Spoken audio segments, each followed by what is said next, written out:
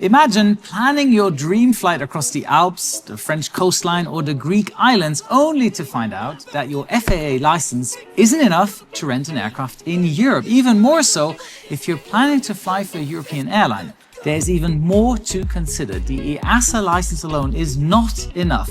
So today I'll take you through the step-by-step process on converting your FAA license to an EASA license so you can legally fly planes across Europe without any hassle. And towards the end, I'll cover what it takes to land a job with a European airline. So what are we waiting for? And let's get started.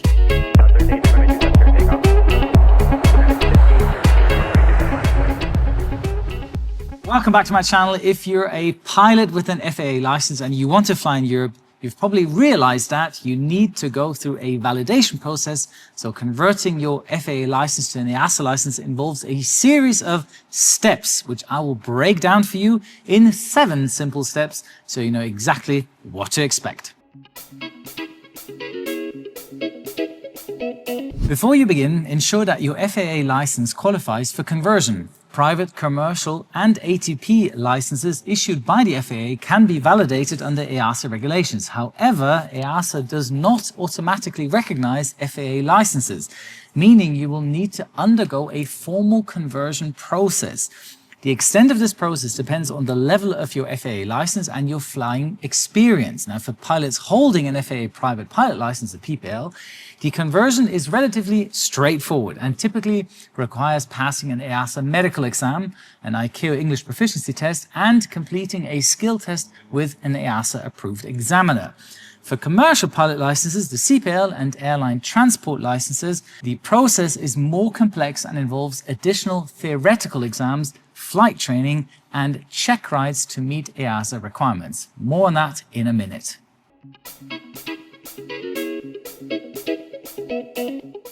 You must schedule an appointment with an EASA authorized aviation medical examiner. Now, the medical exam includes vision, hearing, neurological, and general health checks, along with blood and urine tests. I don't mean to be discriminating, but the EASA medical examination is much tougher than the American one, with more examinations and higher requirements.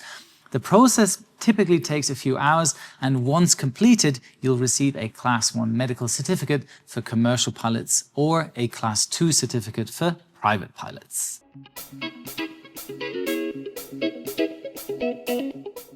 Yes, this may seem very surprising to you, but even if your FAA license states English proficient and you are fluent in the English language, the EASA requires a separate ICAO English proficiency test. Now, this exam assesses your ability to communicate effectively in aviation environments, including interactions with ATC and handling emergency situations.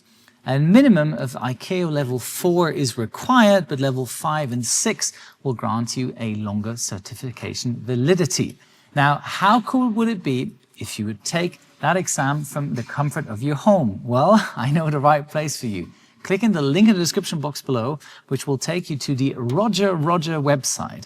There you can book an appointment with one of our examiners and get the exam done in 30 to 40 minutes. So aim for level 6, please, and you'll never have to do the examination again.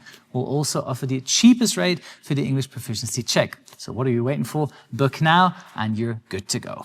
Sorry for the quick interruption. Just wanted to say, if you want to become a pilot and you want to inform yourself on all the steps that you need to take, or if you need a supportive community, if you are already on your way on becoming a pilot, check out the link below and join my Patreon group. You will not regret it. There's a huge group of people who are just willing to help.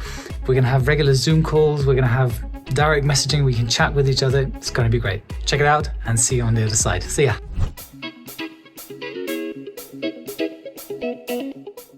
Depending on your experience, you may need additional training at an EASA-approved flight school. This training covers European regulations, airspace procedures, and standard maneuvers. Basically speaking, the Europeans want to see if you can fly and that you meet their hour requirements.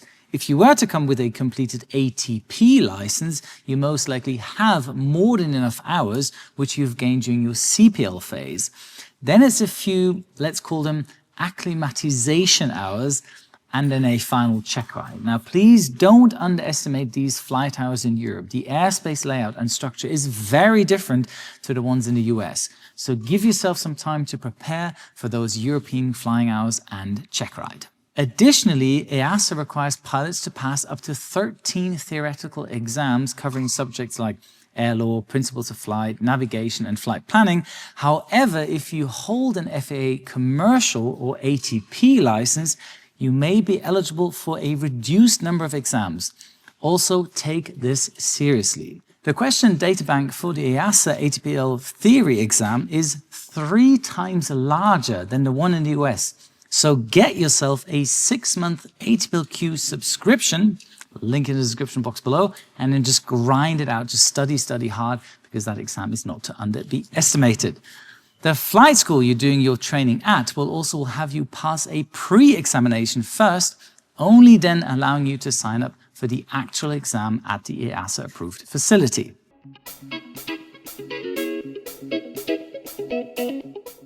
As mentioned a minute ago, once your training is complete, you'll need to pass a check ride with an EASA-approved examiner. Now, this test evaluates your ability to navigate in controlled airspace, handle emergency procedures, and perform instrument navigation.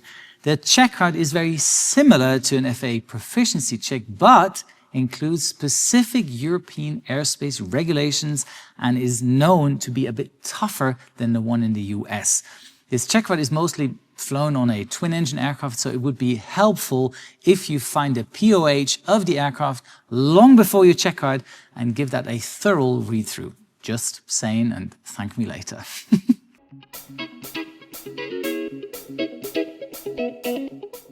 After passing the practical check ride and the theoretical exams, you must submit your FAA license, your medical certificates, the ICAO English test results, the EASA theory exam results, and the check ride report to the appropriate EASA aviation authority. The approval process often takes a couple of weeks and costs varying depending on training needs and exam fees. On average, pilots can expect to spend €5,000 coming directly with an ATP license and up to €15,000 coming with a CPL license for the entire conversion process, depending on their level of experience and required training.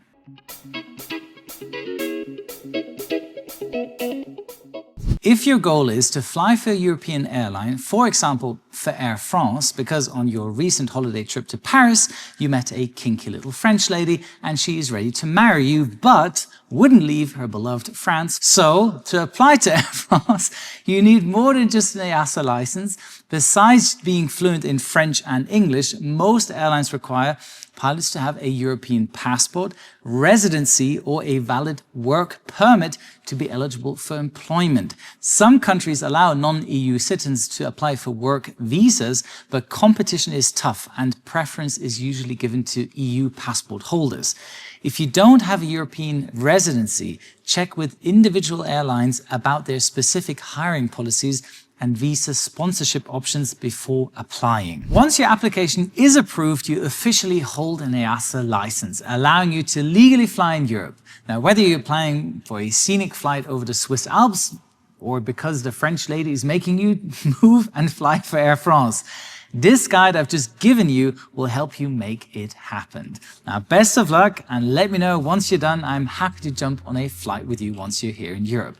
Also, if you are considering flying for a European carrier, I advise you to join our supportive Patreon community where like-minded pilots exchange information about the current job situation in Europe. The link is in the description box below.